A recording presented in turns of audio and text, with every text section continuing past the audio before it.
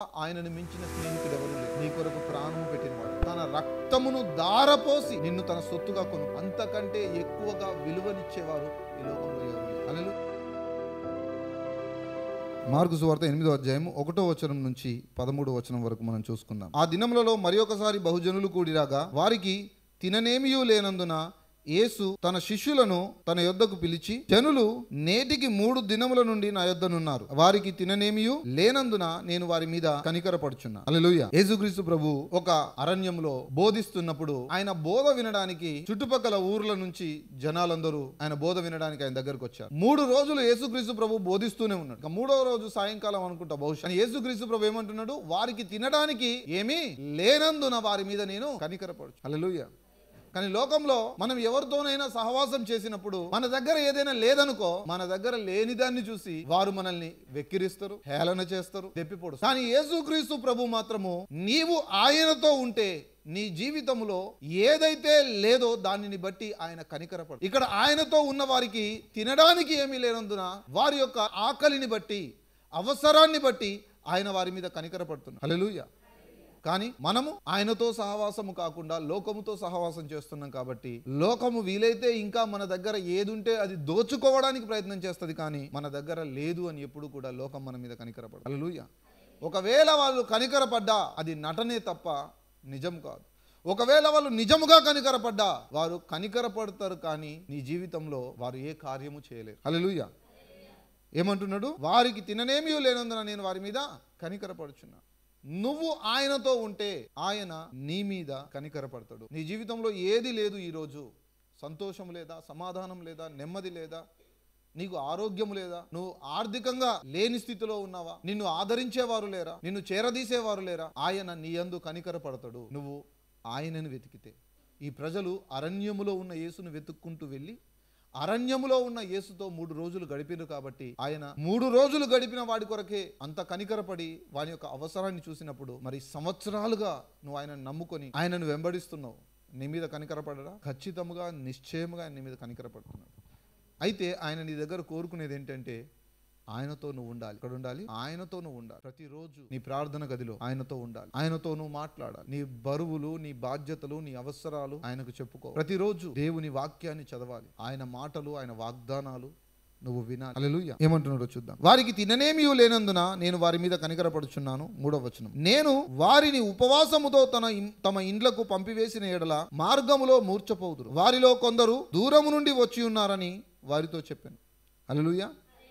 అంటే యేసుక్రీస్తు ప్రభు దగ్గరికి నువ్వు వచ్చినప్పుడు నువ్వు ఎలాంటి ఆకలితో యేసు ప్రభు దగ్గరకు వచ్చినా నీ అవసరాన్ని ఖచ్చితముగా తీర్చి ఆయన పంపిస్తాడు. నువ్వు ఆరోగ్య సంబంధమైన పరిస్థితిలో అనారోగ్యంతో ఆయన దగ్గరకు వచ్చినవా, స్వస్థతతో నిన్ను ఆయన తిరిగి పంపుతాడు. నువ్వు ఆర్థిక పరమైన ఇబ్బందుల్లో వచ్చినవా, ఆయన ఖచ్చితంగా సమృద్ధినిచ్చి నిన్ను ఆశీర్వదిస్తాడు. హల్లెలూయా.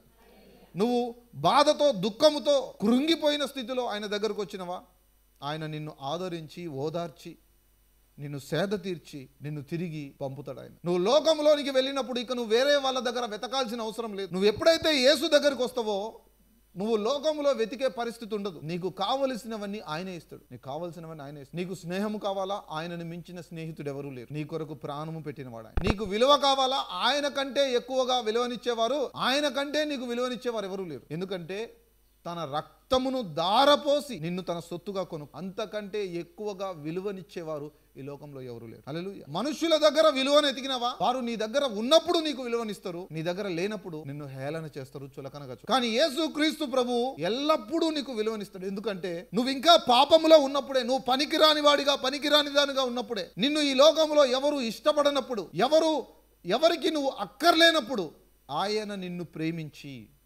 నీ కొరకు తన ప్రాణమును వెలగా చెల్లించి నిన్ను తన సొత్తుగా కొనుక్కున్నాడు. హల్లెలూయా. లోకంలో నువ్వు ఎవరికి అవసరం ఉన్నా లేకపోయినా ఆయనకు నువ్వు అవసరము. ఆయన నిన్ను గమనిస్తున్నాడు. ఆయనకు తెలుసు నీ ఆకలి తెలుసు, నీ బాధ తెలుసు, నీ స్తోమత తెలుసు. ప్రతిదీ ఆయన క్షుణ్ణంగా గమనిస్తున్నాడు. నువ్వు అనుకోవచ్చు ఎవరు నన్ను పట్టించుకోవట్లేదు ఈ లోకంలో అని. ఆయన నిన్ను పట్టించుకుంటున్నాడు. ఎందుకంటే నువ్వు ఆయనకు అవసరము. నిన్ను తన ప్రాణాన్ని వెలగా చెల్లించి కొనుక్కున్నాడు ఆయన. హల్లెలూయా. అందుకు ఆయన శిష్యులు ఏమంటున్నాడు చూడండి 3వ వచనంలో. నేను వారిని ఉపవాసముతో తమ ఇండ్లకు పంపివేసిన ఎడల. అంటే ఇప్పుడు 3 రోజులు ఏం చేసిండు ఆయన, వారికి దేవుని రాజ్యమును గురించి బోధించిండు. పరలోక రాజ్యం ఏ విధంగా ఉంటుంది బోధించిండు. తండ్రి అయిన దేవుని యొక్క పరిపాలన ఏ విధంగా ఉంటుంది అనేది 3 రోజులు వాళ్ళకు బోధించిండు. బోధించిన తర్వాతకు ఆయన తిరిగి వాళ్ళను ఖాళీ కడుపులతో పంపితే ఆయన మాటలలో ఉన్న సామర్థ్యాన్ని, శక్తిని, సత్యాన్ని నమ్మే అవకాశం ఉంటుందా? ఈ రోజు చాలా వరకు సంఘాలు దేవుడు స్వస్థపరుస్తాడు అని చెప్తున్నారు, కానీ ఆ సంఘాల్లో స్వస్థత లేదు, ఆ సంఘాల్లో ఆశీర్వాదం లేదు, ఆ సంఘాల్లో సమృద్ధి లేదు. ఎవరైనా సమృద్ధిని గురించి బోధిస్తే వెంటనే వారిని అటాక్ చేస్తున్నారు. సమృద్ధి బోధ. దేవుడు అబ్రాహామును ఆశీర్వదించలేదా? ఇస్సాకును ఆశీర్వదించలేదా? యాకోబును ఆశీర్వదించలేదా? దావీదును ఆశీర్వదించలేదా? సొలొమోనును ఆశీర్వదించలేదా? హల్లెలూయా. ఆయన స్వస్థపరచలేదా? స్వస్థపరిచిండు, బాగు చేసిండు. యేసు క్రీస్తు చేసిన అద్భుతాలలో ఎక్కువ అద్భుతాలు స్వస్థతలే.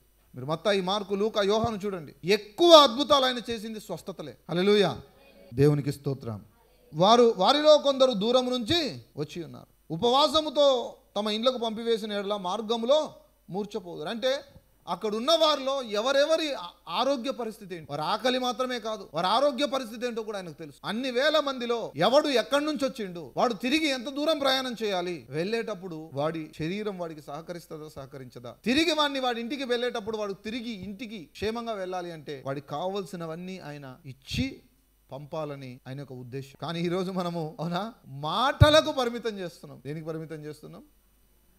పరలోక రాజ్యము కేవలం మాటలతో కాదు, ఆత్మతోనూ శక్తితోనూ కూడింది. కానీ దేవుని యొక్క రాజ్యాన్ని, సువార్తను మాటలకు పరిమితం చేస్తున్నాం.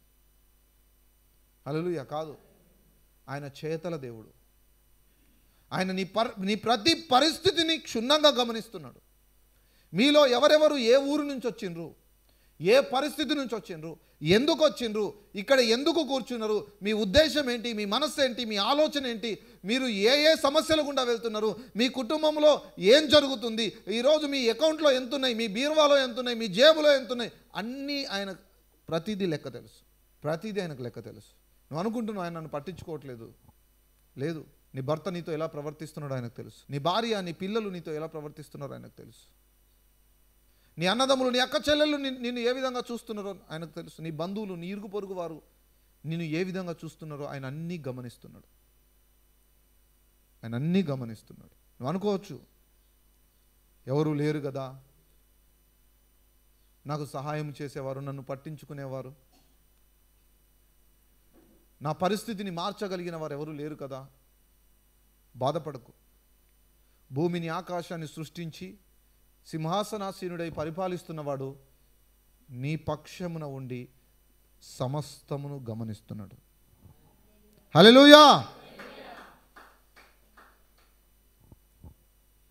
ఆయన శిష్యులు, 4వ వచనం, అందుకు ఆయన శిష్యులు, ఈ అరణ్యములో ఒకడెక్కడ నుండి రొట్టెలు తెచ్చి వీరిని తృప్తిపరచగలడని ఆయనను అడిగిరి. యేసుక్రీస్తు ప్రభువేమో తనను నమ్మి తన మీద ఆధారపడే జనాలను, వారి యొక్క అవసరాన్ని, వారి యొక్క పరిస్థితిని గురించి ఆలోచిస్తుంటే శిష్యులు దేని గురించి ఆలోచిస్తున్నారు? ఇన్ని వేల మందికి ఒకడు ఏ విధంగా ఈ అరణ్యములో, అంటే ఒకటి ఏం చూస్తున్నాడు, జనాల సమస్య ఎంత పెద్దది, సమస్య ఎంత పెద్దది, అవసరం ఎంత పెద్దది. ఇన్ని వేల మందికి రొట్టెలు తేవాలి అంటే చాలా పెద్ద అవసరం, చాలా పెద్ద అవసరం. అవునా? ఈ అవసరాన్ని తీర్చడానికి ఒక్కడికి ఎట్లా సాధ్యమవుతుంది అంటే సామర్థ్యము, అవసరము, సామర్థ్యం. చాలామంది మన జీవితంలో మనము మన అవసరాలు చూస్తాము, మన సామర్థ్యాన్ని మనం చూసుకుంటాం. మన అవసరాలు చూస్తాము, అయ్యో నా అవసరము పెద్దది, నా అప్పు పెద్దది, నా రోగం పెద్దది, నేను పోరాడే ఆ సమస్య పెద్దది, నేను పోరాడే సమస్య పెద్దది, నా సామర్థ్యం చాలా చిన్నది. శిష్యులు అదే విధంగా ఆలోచిస్తున్నారు. ఇది అరణ్యము అంటే పరిష్కారము చాలా దూరంగా ఉంది, ఒకవేళ ఉన్నా దాన్ని తీసుకొని రావడం చాలా కష్టం. ఇన్ని వేల మందికి, మేము ఉన్నదే 12 మంది, ఇక్కడ 4000 మంది పురుషులు ఉన్నారు, స్త్రీలు ఉన్నారు, పిల్లలు ఉన్నారు, మొత్తం కలిపితే ఒక 20,000 మంది ఉంటారో 15,000 మంది ఉంటారో. ఇన్ని వేల మందికి మేము 12 మంది మేము వెళ్ళి ఏ విధంగా రొట్టెలు తీసుకొని వస్తాము? ఒకవేళ వెళ్ళినా ఇన్ని వేల మందికి ఒకేసారి రొట్టెలు ఏ విధంగా దొరుకుతాయి? ఇన్ని రకాలుగా ఆలోచిస్తున్నారు శిష్యులు.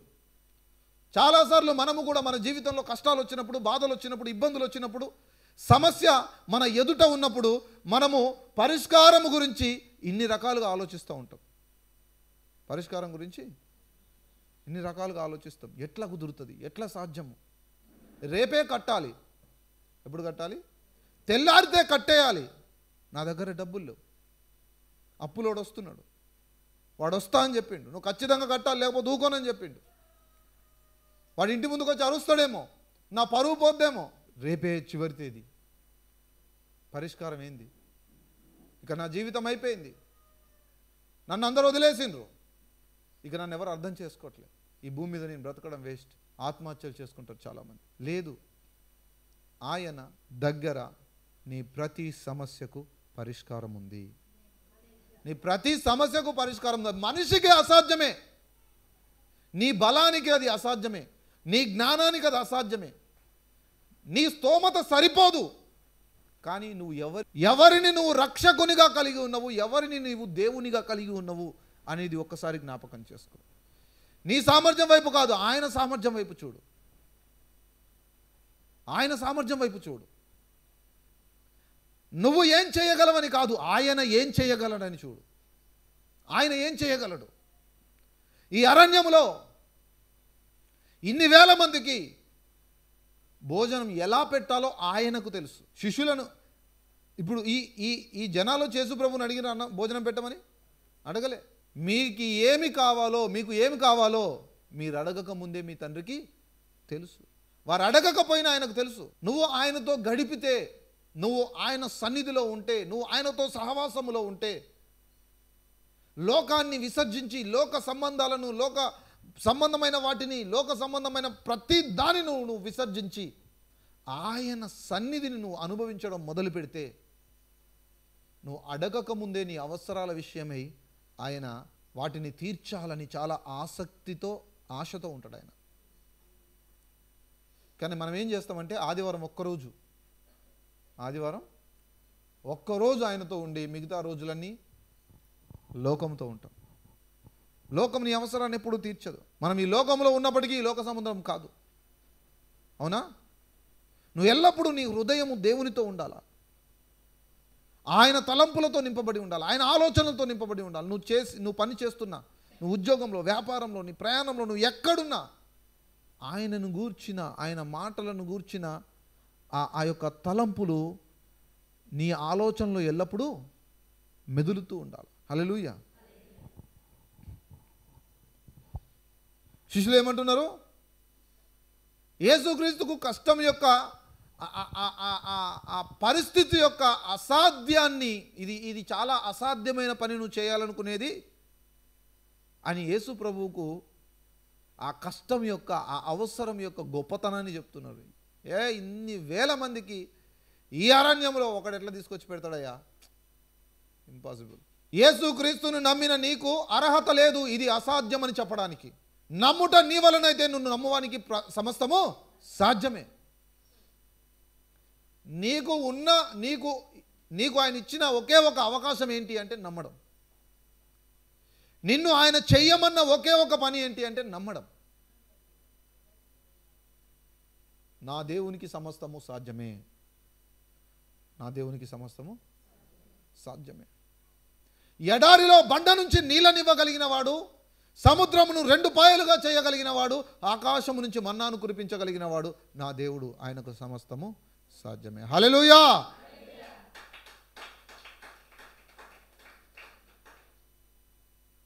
మృతులను సజీవులుగా చేయగలిగిన వాడు ఆయన, ఆయనకు సమస్తము సాధ్యమే. భయపడొద్దు, దిగులు పడొద్దు. హల్లెలూయా. అర్థమవుతుందా? ఎప్పుడు కూడా సాతాను నిన్ను భయపెడతా ఉంటాడు. ఎంతసేపు నీ అవసరం ఇది, ఇన్నమ్మో ఇది ఎట్లా జరుగుద్ది, ఇది ఎట్లా జరుగుద్ది, ఇది ఎట్లా జరుగుద్ది, ఇది ఎట్లా జరుగుద్ది, ఇక అయిపోయింది, ఇక అయిపోయింది, ఇక అయిపోయింది భయపెడతా ఉంటాడు. ఎప్పుడు అపనమ్మకాన్ని గురించిన భయాన్ని, ఆందోళనను, అపనమ్మకాన్ని నీలో పుట్టించే ఆలోచనలతో వాడు ఎల్లప్పుడూ నీ తలంపుల మీద దాడి చేస్తూ ఉంటాడు. చూడు ఈ పరిస్థితి చూడు, ఈ శ్రమ చూడు, ఈ ఇబ్బంది చూడు, ఈ బాధ చూడు. ఎంతసేపు నీ ఆలోచనను, నీ దృష్టిని ఆ బాధ వైపు, ఆ శ్రమ వైపు, ఆ ఇబ్బంది వైపు, ఆ పోరాటం వైపే ఉంచుతాడు. కానీ సైన్యంలో అధిపతి అయిన యెహోవా నీ పక్షమున ఉన్నాడు చూడు అని వాడు నిన్ను ఎప్పుడు కూడా ఆయన వైపు చూడనీయడు. నీలో పరిశుద్ధాత్ముడు చెప్తా ఉంటాడు, అరే నీ పక్కన ఉన్నవాడు సైన్యములకు అధిపతి అయిన యెహోవారా, పరలోకం నుంచి దిగి వచ్చిన జీవాహారమైన జీవజలమైన యెహోవా రాఫా అయిన యెహోవా ఈరే, యెహోవా నిసి, యెహోవా షాలోం, యెహోవా షమ్మా. ఆయనకు అసాధ్యమైనది ఏది లేదు. ఆయన వైపు చూడు. పరిశుద్ధాత్ముడు చెప్తూనే ఉంటాడు, కానీ మనకు పరిశుద్ధాత్మ దేవుని స్వరము విని పరిశుద్ధాత్మ దేవుని స్వరానికి లోబడే ఆ యొక్క అవునా అలవాటు మనకు లేనందున మనము సాతాను ఉరికిచ్చినట్టే ఉరుకుతూ ఉంటాం ఈ లోకంలో. హల్లెలూయా, దేవునికి స్తోత్రం.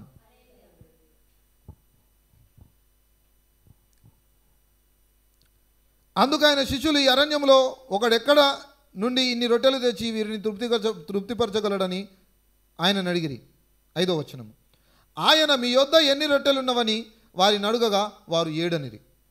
అప్పుడు ఆయన నేల మీద కూర్చుండుడని జనులకు ఆజ్ఞాపించి ఆ 7 రొట్టెలు పట్టుకొని కృతజ్ఞతాస్తుతులు చెల్లించి విరిచి వడ్డించుటకై తన శిష్యులకిచ్చెను. వారు జనసమూహమునకు వడ్డించిరి. హల్లెలూయా. దేవుడికి జాగ్రత్తగా వినండి. దేవుడికి నీ దగ్గర ఏది ఉంటే దాన్నే వాడుకుంటాడు ఆయన. నీ దగ్గర ఏది ఉంటే దాన్నే వాడుకుంటాడు. మోషే అన్నాడు, అయ్యా నేను నత్తివాణ్ణి నాయన, ఈ ప్రజల్ని ఐగుప్తు నుంచి నేను ఏ విధంగా తీసుకురాగలను? నా బలము సరిపోదు, నా సామర్థ్యం సరిపోదు, నేను ఒక నత్తివాణ్ణి, మాట మాంద్యము గలవాణ్ణి అంటే మోషేతో అన్నాడు, మోషే నీ చేతిలో ఏముంది? కర్ర. కర్రను కింద పడేసిండు, పామైంది. మళ్ళీ పట్టుకున్నాడు, ఏమైంది? కర్ర అయింది.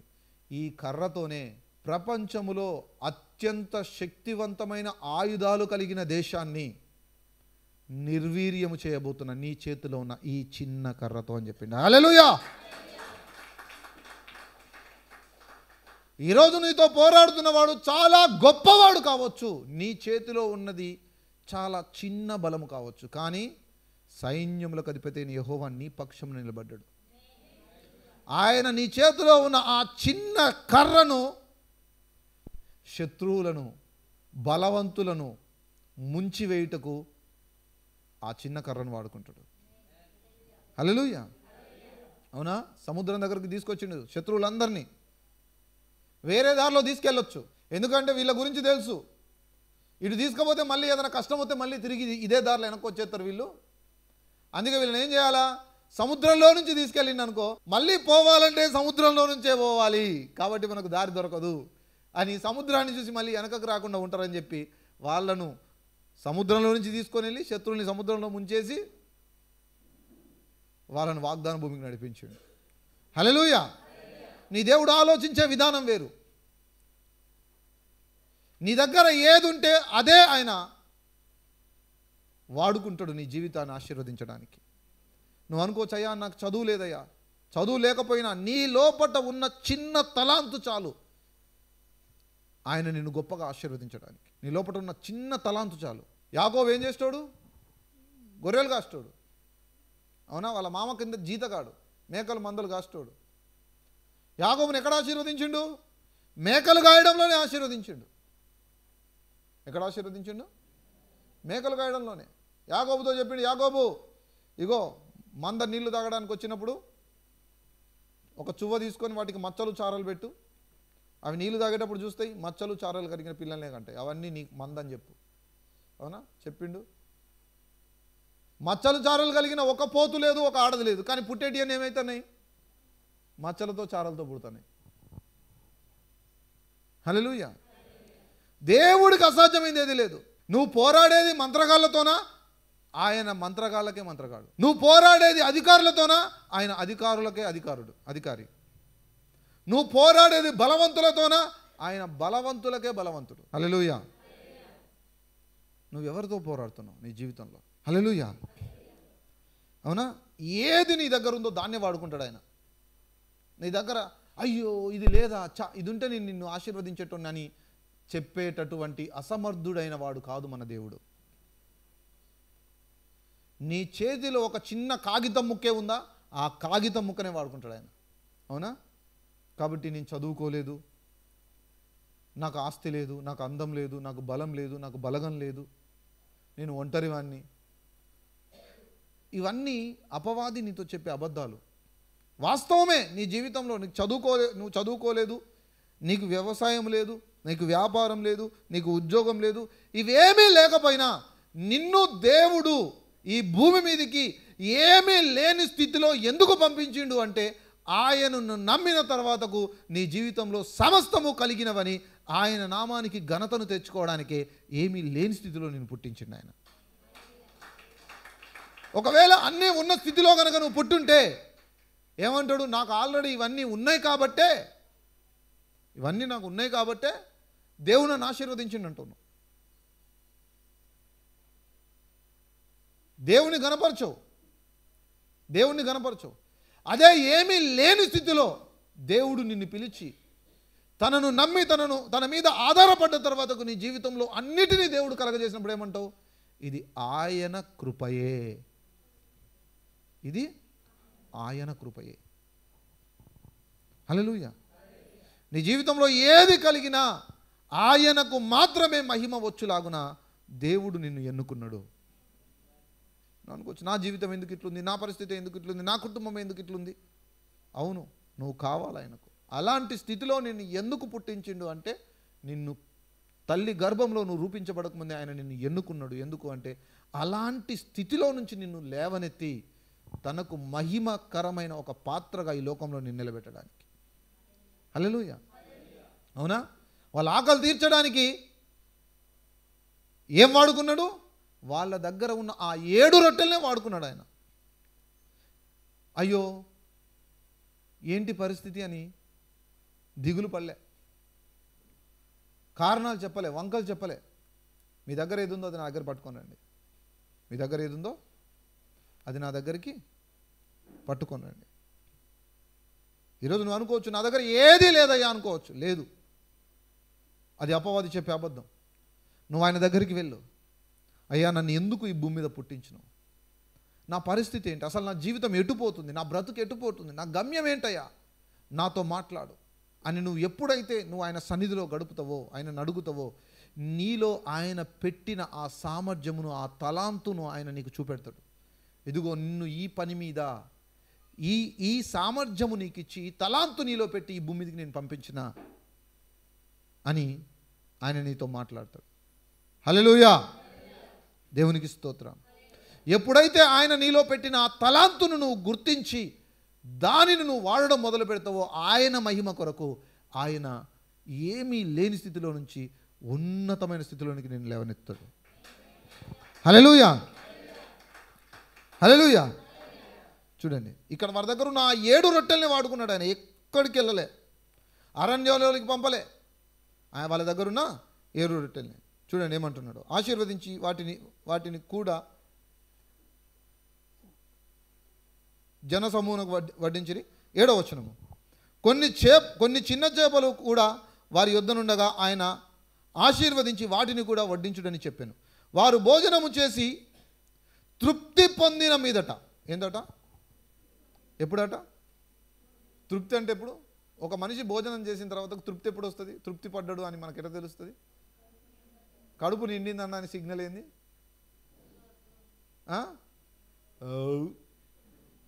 ఎప్పుడు? బా చాలరా, అది తృప్తి. అవునా? అంటే అక్కడున్న ఆ 4000 మంది కూడా తిని తృప్తి పొందేంత ఆ సమృద్ధి ఆ 7 రొట్టెల్లో నుంచి ఆయన తీసుకొని వచ్చిండు. హల్లెలూయా. నువ్వు అనుకోవచ్చు, నా జీవితంలో తృప్తి లేదు, ఎంత పరిగెట్టినా నాకు తృప్తి దొరకట్లేదు, ఎంత పరిగెట్టినా నాకు తృప్తి దొరకట్లేదు. ప్రియ సహోదరి సహోదరుడా, ఆయన దగ్గరికి నువ్వు వస్తే తృప్తి లోకంలో లేదు, నీలోనే పెట్టిండు ఆయన. ఎక్కడ పెట్టిండు? నీలోనే ఆ తృప్తిని పెట్టిండు ఆయన. ఆ తృప్తిని నీలోంచి ఆయన బయటికి తీసి నువ్వు అనుభవించేటట్టు చేస్తాడు. లోకంలో ఎక్కడ వెతికినా దొరకదు. వారు తిని తృప్తి పొందేంత రొట్టెలు ఎక్కడున్నాయి? వారి దగ్గరే ఉన్నాయి. ఎక్కడున్నాయి? వారి దగ్గరే ఉన్నాయి. అవి ఆయన దగ్గరికి తేకుండా వాళ్ళు తింటే ఒక్కడికి కూడా సరిపోయేవో సరే ఒక్కొక్కటి తింటే 7గురికి సరిపోయేవేమో. మిగతా 3993 మంది పరిస్థితి ఏంటి? ఒక్కొక్క రొట్టె సర్దుకొని ఒక్కొక్కడు తిన్నా 7 రొట్టెలు 7గురికి వచ్చాయి. లేదా ఒక్కొక్కటి 4 భాగాలు చేసుకొని తిన్నా, అవునా, 28 మంది తినేటోళ్ళేమో. మిగతా 3972 మంది పరిస్థితి ఏమయ్యేది?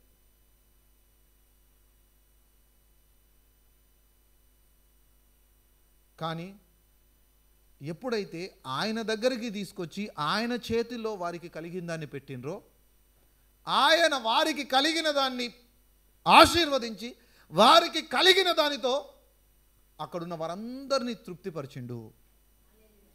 హల్లెలూయా, హల్లెలూయా. ఈ లోకమును తృప్తిపరచగలిగిన సామర్థ్యాన్ని దేవుడు నీలో పెట్టిండు. కానీ నీ జీవితానికే తృప్తి లేకుండా బ్రతికేటట్టు అపవాది నిన్ను చేస్తున్నాడు. ఈ లోకానికి, నీ బంధువులకు, నీ స్నేహితులకు, నీ ఇరుగు పొరుగు వారందరూ నీతో మాట్లాడినప్పుడు, నీ సహవాసములో వారందరూ తృప్తిగా, అంటే నీ సహాయము చేత, నీ మాట చేత, నీ చేతి దానము చేత,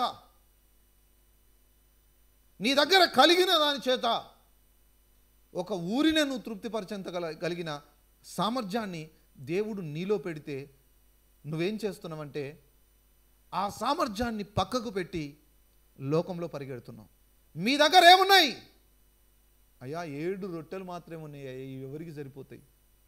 అయ్యా నేను ఒక చదువు రానున్నయ్యా, అయ్యా నేను ఒక తల్లిదండ్రి లేనున్నయ్యా, అయ్యా నేను ఒక ఒంటరి అన్నయ్యా, అయ్యా నా బతుకు ఎందుకు పనికిరానిదయ్యా అని నువ్వు అనుకోకు. ఆయన ఈ లోకమును తృప్తిపరచగలిగిన, ఈ లోకమును విడిపించగలిగిన, ఈ లోకమును బాగు చేయగలిగిన, ఈ లోకాన్ని నడిపించగలిగిన నాయకత్వపు సామర్థ్యాన్ని ఆయన నీలో పెట్టిండు. నువ్వు ఆయన దగ్గరికి రావాలి. నీ కలిగింది ఆయన పాదాల దగ్గర పెట్టాలి, ఆయన చేతిలో పెట్టాలి. అయ్యా నాకు ఇదే ఉందయ్యా, నీ చిత్తానుసారంగా నా జీవితాన్ని వాడుకో, నీ చిత్తానుసారంగా నా బ్రతుకును వాడుకో, నీ చిత్తానుసారంగా అయ్యా ఇదిగోనైనా నన్ను వాడుకోనైనా, నన్ను నీకు లోపరుచుకుంటున్నాయా, నన్ను నీకు సమర్పించుకుంటున్నానయ్యా, నాకే పనికిరాని నా జీవితాన్ని నీకు నచ్చినట్టు వాడుకో యేసయ్యా అని ఎప్పుడైతే నువ్వు ఆయనకు సమర్పించుకుంటావో ఆయన నిన్ను ఆశీర్వదించి, ఆయన ఏం చేసిండు? ఆ రొట్టెలు పట్టుకొని కృతజ్ఞతాస్తుతులు చెల్లించి ఏం చేసిండు? విరిచి వారికి పెట్టిండు. హల్లెలూయా, అవునా. చిన్న చేపలు కూడా వారి యొద్ద ఉండగా ఆయన ఆశీర్వదించి ఏం చేసిండు? ఆశీర్వదించి. నువ్వెప్పుడైతే నీకు కలిగిన దాన్ని ఆయన దగ్గరికి తీసుకొస్తావో ఆయన నిన్ను బట్టి తండ్రికి కృతజ్ఞతాస్తుతులు చెల్లిస్తాడు. హల్లెలూయా. యేసు ప్రభు నేర్పిస్తున్నాడు మనకది, అవునా. ఎప్పుడూ కూడా నా దగ్గర ఇది లేదు, నా దగ్గర అది లేదు, నా జీవితం ఇట్లుంది, నా బ్రతుకు ఇట్లుంది అని మనం ఎప్పుడు కంప్లైంట్స్ చెప్పొద్దు, సనుకోవద్దు, గులుక్కోవద్దు. యేసు ప్రభు 4000 మంది ఆయన ముందున్నారు. చాలా పెద్ద అవసరము ఆయన ఎదుట ఉన్నది. ఆయన దగ్గర కలిగినది చాలా తక్కువ. అయినా సరే ఆ కలిగిన తక్కువ దానిని బట్టి కృతజ్ఞతలు చెల్లించిండు తండ్రికి. ఎప్పుడైతే ఆ తక్కువను బట్టి తండ్రికి కృతజ్ఞతలు చెల్లించిండో 4000 మంది తిని తృప్తి పొందేంత ఆ సమృద్ధి ఆ చిన్న దాంట్లో నుంచి దేవుడు తీసుకొని వచ్చిండు. హల్లెలూయా. ఎప్పుడైనా సరే నీ దగ్గర ఏది ఉంటే దాన్ని బట్టి నువ్వు దేవునికి కృతజ్ఞతలు చెల్లించడం నేర్చుకో. నీ దగ్గర ఏది ఉంటే అది బట్టి కృతజ్ఞతలు చెల్లించడం నేర్చుకో. ఈరోజు నీకు ఎకరమే ఉందా భూమి, ఆ ఎకరాన్ని బట్టి కృతజ్ఞతలు చెల్లించు. ఈరోజు నీకు చిన్న ఇల్లే ఉందా, ఒక 2 గదులు ఇల్లే ఉందా, లేదా ఒక్క గది ఇల్లే రేకుల షెడ్డే ఉందా, ఆ రేకుల షెడ్డును బట్టి అయ్యా నాకు ఇచ్చిన ఈ రేకుల షెడ్డును బట్టి నీకు స్తోత్రం. నాకు బిల్డింగ్ ఎందుకు ఇవ్వలే నాయన, అయ్యా ఇదిగో నాయన గొప్ప దేవుడు కదా నాయన, నాకు బిల్డింగ్ ఇయ్యి నాయన అనొద్దు. అయ్యా కనీసం నన్ను ఈ రేకుల కింద ఉంచినావు నాయన, నీకు స్తోత్రం తండ్రి అని చెప్పు. కృతజ్ఞతలు చెల్లించడం నేర్చుకో. అయ్యా అంబానీ ఇంట్లో నన్ను ఎందుకు పుట్టియలేను ఆయన, అదాని ఇంట్లో నన్ను ఎందుకు పుట్టియలేను ఆయన అని ఏడవకు. అయ్యా నాకు కనీసం ఒక తండ్రిని ఒక తల్లిని ఇచ్చినావు నాయన, నీకు స్తోత్రం తండ్రి. నా తండ్రిని బట్టి, ఎడ్డిదైనా గుడ్డిదైనా తాగుబోతైనా నా తండ్రిని బట్టి, నా తల్లిని బట్టి నీకు స్తోత్రం నాయన. హల్లెలూయా. ఈ తాగుబోతోని నాకు ఎందుకు ఇచ్చినావు నాయన అనకు. దేవుడి నుంచి అయ్యా, తాగుబోతోడైనా సరే నా భర్త నాతో ఉన్నందుకు నీకు స్తోత్రం నాయన. కృతజ్ఞతలు చెల్లించు, కృతజ్ఞతలు చెల్లించు, కృతజ్ఞతలు చెల్లించు, కృతజ్ఞతలు చెల్లించు. నీ దగ్గర కలిగిన దాన్ని బట్టి కృతజ్ఞతలు చెల్లించు. అంతేకాని సనగకు, దేవుడి మీద గులగకు. యేసు ప్రభు ఏం చేసిండు? ఆ 5 రొట్టెలను, ఆ 7 రొట్టెలను పట్టి కృతజ్ఞతాస్తుతులు చెల్లించి ఆ కొన్ని చేపలను ఆశీర్వదించి వారికి పెట్టినప్పుడు ఏం చేసిండట? ఆ 4,000 మంది తిని ఏం చేసినట? తృప్తి పొందినట. ఎవడైతే వానికి కలిగిన కొద్దిగలో దేవునికి కృతజ్ఞతగా కలిగి జీవించడం నేర్చుకుంటాడో వాణిని తృప్తిపరచడం మాత్రమే కాదు, అంటే దేవుడు చూస్తాడనమాట. వీడి స్వభావం ఎలాంటిది, వీడి బుద్ధి ఎలాంటిది. అయ్యా, నాకు కలిగిన ఈ కొంచాన్ని బట్టి నీకు స్తోత్రం నాయన. ఎవడైతే కృతజ్ఞతలు కలిగి ఉంటాడో వాడిని ఏం చేస్తాడో తెలుసా? అరే, వీడు కొద్దిగలోనే నాకు ఇంత కృతజ్ఞత కలిగి ఉన్నాడు, వీడికి ఇంకా ఎక్కువ ఇస్తా నేను, ఇంకా ఎక్కువ ఇస్తా నేను. 9వ వచనం. భోజనము చేసిన వారు ఇంచుమించు 4,000 మంది. వారిని పంపివేసిన వెంటనే ఆయన తన శిష్యులతో దోణి ఎక్కి దుల్మనుత అనే ప్రాంతమునకు వచ్చాను. అక్కడున్న ప్రతి ఒక్కడు తృప్తి పొందిన తర్వాతనే అక్కడి నుంచి పంపించిండు. మీలో ప్రతి ఒక్కరి ఆకలి, ప్రతి ఒక్కరి అవసరము, ప్రతి ఒక్కరి సామర్థ్యము, ప్రతి ఒక్కరి ప్రయాణము ఆయనకు తెలుసు. నువ్వు ఎంత దూరం వెళ్ళాలి నీ జీవితంలో, నీ గమ్యం ఏంటనేది ఆయనకు తెలుసు. నువ్వు వెళ్ళవలసిన దూరాన్ని బట్టి నీకు కావలసిన ఆ సామర్థ్యాన్ని ఇచ్చి పంపుతాడు ఆయన. కాబట్టి మీ అందరికీ చెప్తున్నా నేను, ఆయన ప్రతి ఒక్కరిని గమనిస్తున్నాడు. ఆయనతో ఉన్న వాళ్ళను ఆయన ఖాళీగా ఉంచడు. వారి బ్రతుకులను, వారి కడుపులను, వారి జీవితాలను నింపి తృప్తిపరుస్తాడు. నింపి తృప్తిపరుస్తాడు. క్రైస్తవ జీవితము ఎవరైతే దేవునితో సహవాసంలో ఉంటారో వాళ్ళు తృప్తి పడేటట్టు ఆయన చూసుకుంటాడు. నువ్వు యేసుక్రీస్తుని నమ్మి లోకంలో తిరుగుతూ ఉంటే నీకు తృప్తి ఉండదు. యేసుక్రీస్తుని నమ్మి లోకంలో తిరిగితే తృప్తి ఉండదు నీకు. యేసుక్రీస్తుని నమ్మి ఆయన సన్నిధిలో ఉంటే, ఆయనతో సహవాసంలో ఉంటే, ఆయన ఆలోచనలు నీలో ఉంటే, ఆయన మాటలు నీలో ఉంటే అప్పుడు నీకు తృప్తి వస్తుంది. నమ్మడానికి యేసుక్రీస్తుని నమ్ముకొని లోకమంతా పరిష్కారం కొరకు వెతికితే దొరకదు. పరిష్కారం ఆయన దగ్గర ఉంది. నీ జీవితానికి పరిష్కారం ఎక్కడుంది? ఆయన దగ్గర ఉంది. ఆయనే నీ జీవితానికి పరిష్కారం. ఆయనే నీ జీవితానికి పరిష్కారం. ఆయన తప్ప ఈ లోకంలో నీ జీవితానికి పరిష్కారం ఎవరు ఇవ్వలేరు, ఎక్కడ దొరకదు. నువ్వు యేసును కలిగి ఉన్నవా, నీ జీవితంలో సమస్త ఆశీర్వాదాలు కలిగి ఉన్నట్టే, పరిష్కారం కలిగి ఉన్నట్టే. హల్లెలూయా. ఎంతమందికి అర్థమైంది? ఎంతమంది ఆశీర్వదింపబడ్డారు? స్తోత్రం తండ్రి దేవా, నీకు వందనాలు చెల్లిస్తున్నా. అయ్యా, మీరు మాతో మాట్లాడిన ప్రతి మాటను బట్టి యేసయ్యా నీకు వందనాలు చెల్లిస్తున్నా. అవును తండ్రి, ఈ లోకములో మేము పరిష్కారాన్ని వెతుకుతున్నాము కాబట్టే మాకు తృప్తి లేదయ్యా. అయ్యా, మాకు తృప్తినిచ్చే దేవుడవు నీవు తండ్రి. అయ్యా, మాకు కావలసిన తృప్తిని మాలోనే నువ్వు దాచి ఉంచావయ్యా. ఎప్పుడైతే మేము నీ సన్నిధికి వచ్చి మాకు కలిగిన ఆ కొంచెమును నీ చేతుల్లో, నీ పాదాల దగ్గర పెడతాము నాయన, మేము తృప్తి పొందడం మాత్రమే కాదు నాయన, ఈ లోకానికి నాయన మేము పరిష్కారముగా ఉండేటట్టు, ఈ లోకానికి మేము దీవెనకరముగా, లోకానికి ఆశీర్వాదకరంగా ఉండేటట్టు నీవు మమ్ములను ఆశీర్వదించగలిగిన వాడవని, అభివృద్ధిపరచగలిగిన వాడవని, విస్తరింపజేయగలిగిన వాడవని, లేవనెత్తగలిగిన వాడవని ఈరోజు మేము తెలుసుకున్నామయ్యా. అయ్యా, మా ప్రతి అవసరాన్ని నువ్వు జాగ్రత్తగా గమనిస్తున్నావని, ఎవరైతే నీతో గడుపుతారో నాయన, నీతో ఉంటారో వారి ఎడల నీవు వారి లేమిని బట్టి కనికరపడే దేవుడవని అయ్యా ఈరోజు నేను తెలుసుకున్నాను తండ్రి, అయ్యా నా లేమిని బట్టి, నా అవసరాలను బట్టి, నా ఇబ్బందులను బట్టి, నా బాధలను బట్టి, నా పోరాటాలను బట్టి నాయన, నా ప్రయాణాలను బట్టి, నా గమ్యాలను బట్టి నాయన నీవు ఆలోచన కలిగిన దేవుడవు, వాటి విషయమైనా నీవు ఆలోచించే దేవుడవు, పరిష్కారము సిద్ధపరిచి ఏర్పాటు చేసే దేవుడవు నాయన. అయ్యా నీకు వందనాలు చెల్లిస్తున్నా తండ్రి. ఈ రోజు నుంచి నాయన అయ్యా లోకమును కాదు నాయన, నిన్ను వెతుకుతానయ్యా, నిన్ను వెతుకుతానయ్యా. అయ్యా నాకు కలిగిన కొంచెమును బట్టి కూడా అయ్యా నేను కృతజ్ఞతగా ఉంటానయ్యా. సరిగే గునిగే స్వభావాన్ని నా దగ్గర నుంచి తీసివేసి అయ్యా కృతజ్ఞత కలిగి ఉండే హృదయం నాకు దయచేయమని యేసునామమున ప్రార్థిస్తున్నాను తండ్రి. ఎంతమంది అయితే ఈ వాక్యం విన్నారోనైనా వారి జీవితాల్లోనైనా ప్రతి కొరత, ప్రతి లేమి యేసునామమున తొలగిపోవును గాక, వారికి యేసునామమున తృప్తి వచ్చును గాక. అయ్యా వారికే చాలని వారి బ్రతుకు, వారికే ఉపయోగము ప్రయోజనకరముగా లేని వారి బ్రతుకు అనేకులకు దీవెనకరముగా ఆశీర్వాదకరముగా మారునుగాక. వారిలో నువ్వు ఉంచిన ఆ తలాంతు, ఆ సామర్థ్యము బయటికి వచ్చి వారు దీవించబడి అనేకులకు దీవెనకరముగా ఆశీర్వాదకరముగా వారు వాడబడుదురుగా. కానీ యేసుక్రీస్తు నామమున ప్రార్థిస్తున్నాం తండ్రి, ఆమేన్.